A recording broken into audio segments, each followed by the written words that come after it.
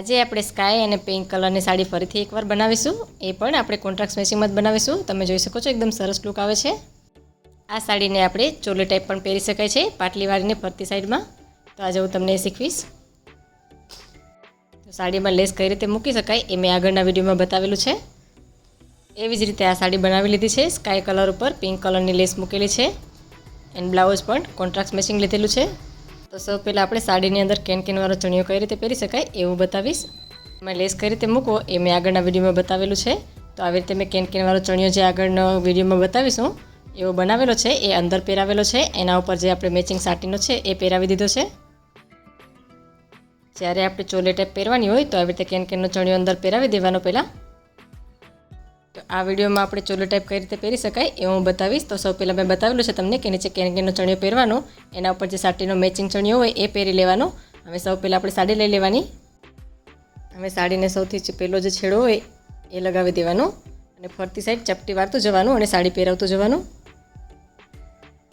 નાની નાની ચપટી વાળતું જવાનું અને ફરતી સાઈડ પહેરાવતું જવાનું. તો આ રીતે સાડી પહેરવાથી એકદમ ચોલી ટાઈપનો લુક આપશે. આવી રીતે નાની નાની પાટલી વાળતું જવાનું અને પહેરાવતું જવાનું બધી બાજુ. આ પાટલી આપણે થોડી મીડિયમની પણ વાળી શકીએ અને સાવ પટલી અને નાની નાની પાટલી પણ વાળી શકીએ. ફરતી બધી બાજુ આવી રીતે નાની નાની પાટલી વાળી દેવાની અને પાટલીની બરાબર નજીક બીજી પાટલી લઈ લેવાની. આવી રીતે ફરતી સાઈડ પહેરાવી દેવાની. હવે આગળની સાઈડમાં આપણે પલ્લું લઈ લઈશું. પલ્લુની જેટલી લંબાઈ જોતી હોય આપણે એટલી રાખી દેવાની અને પછી આવી રીતે આગળની સાઈડથી પાટલી પછી ફરીથી લેતું જવાનું.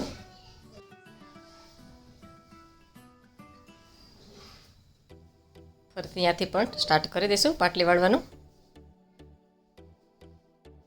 તો અત્યારે તમે જોઈ શકો છો એકદમ ફૂલાયેલી રહેશે સાડી, કેમ કે આપણે નીચેની સાઈડમાં કેનકેનનો ચણિયો પહેરાવેલો છે એટલા માટે.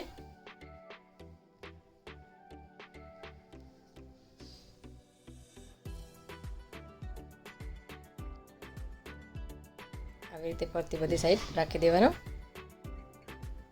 બ્લાઉઝ પણ આપણે જે પટ્ટો લીધેલો છે, બોર્ડર લીધેલી છે એ જ મેચિંગ આપણે બ્લાઉઝ લીધેલું છે કોન્ટ્રાસ્ટ મેચિંગમાં. આ સાડી આપણે કઈ રીતે બનાવેલી છે એવું બતાવીશ. તો એના માટે મેં જે પેલા વલવાળી સાડી આવે છે, ફક્ત વલની જ ડિઝાઇન આવેલી છે. આખી સાડીમાં ઝાર વર્ક હતું વલનું અને પછી બોર્ડર ખાલી હતી, એટલા માટે પછી મેં બોર્ડર લઈ લીધી અને એના કોન્ટ્રાસ્ટ મેચિંગમાં બ્લાઉઝ પણ લઈ લીધું. અને એ પણ આપણે કટોરીવાળું બ્લાઉઝ બનાવેલું છે, તો પણ એકદમ સરસ ફિનિશિંગ આવી ગયું છે. તમે જોઈ શકો છો એકદમ હેવી સાડી બની ગઈ છે. બોર્ડર કઈ રીતે લગાવી એ મેં આગળના વિડીયોમાં બતાવેલું છે. હવે આ સાડી જે છે એ મેં ફરીથી અવળી સાડી આપણે જે ગુજરાતી સાડી આવે એ પહેરી અને અંદરની સાઈડમાંથી ચણિયો કાઢી લીધો છે કેનકેનવાળો અને પછી તમને બતાવેલું છે આવી રીતે પણ પહેરી શકાય.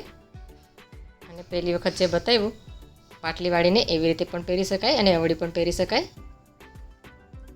ફક્ત વલની જ લાઈન હતી, આખી સાડી પ્લેન હતી અને પછી બોર્ડર મૂકી દીધી અને આવી રીતે કોન્ટ્રાસ્ટ મેચિંગમાં બ્લાઉઝ લઈ લીધું. તો એક નવા જ લુકમાં બની ગઈ છે આપણી સિમ્પલ સાડી એવી.